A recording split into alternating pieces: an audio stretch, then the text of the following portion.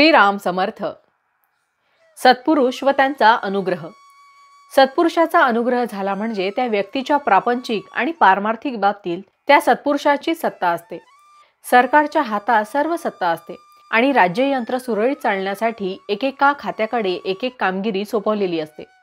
कायद्याला धरून जोपर्यंत ते खाते आपले काम करीत असते तोपर्यंत सरकार त्या ढवळाढवळ करीत नाही. फक्त क्वचित प्रसंगी आणि विशेष कारणामुळेच हस्तक्षेप करून सरकार आपल्या सत्तेचा उपयोग करते आणि इच्छेप्रमाणे गोष्टी घडवून आणते. तोच नियम इथेही लागू आहे. प्रापंचिक बाबतीत प्रारब्ध हे एक खाते आहे. त्याचा संबंध देहापुरताच असतो. प्रत्येकाच्या प्रारब्धानुसार त्याला बऱ्या वाईट गोष्टी भोगाव्या लागतात. सत्पुरुष होता होईल तो त्या ढवळाढवळ करीत नाही.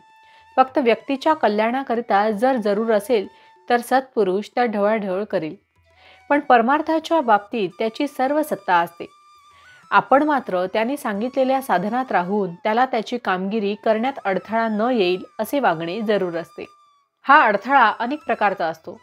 एक म्हणजे त्याने सांगितलेल्या साधनाबद्दल शंका घेणे. दुसऱ्याला अमुक एक दिवसात साधले, मला अजून का साधत नाही असा विचार मनात येणे. आणि तिसरे सांगितलेल्या साधनापेक्षा काही अधिक किंवा कमी करण्याचा प्रयत्न करणे.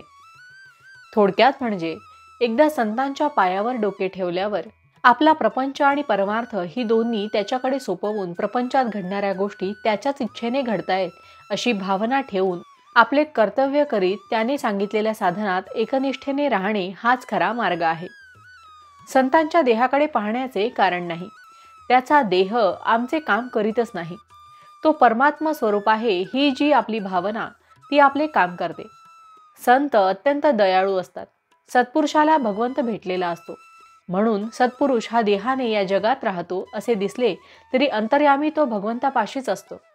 म्हणून आपण सत्पुरुषाकडे जात असताना या जगातल्या वस्तूविषयी वासना धरून गेलो तर ते योग्य नव्हे. सत्पुरुषाला त्याच्या लक्षणावरून ओळखता येणार नाही.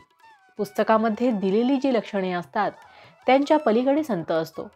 त्याला ओळखायला आपल्या अंगी थोडे तरी भगवंताचे प्रेम आवश्यक आहे. भगवंताचे प्रेम हे एक मोठे वेड आहे. ते ज्याला लागेल तो भाग्याचा खरा. भावार्थ, भगवंताच्या दास्यात जे प्रेम आहे ते जगाच्या मालकीत नाही. जानकी जीवन स्मरण जय जय राम. महारुद्र हनुमान की जय. समर्थ रामदास स्वामी महाराज की जय. सब संतन की जय. श्री अनंत कोटि ब्रह्मांड नायक राजाधिराज सच्चिदानंद सद्गुरु श्री ब्रह्म चैतन्य महाराज की जय.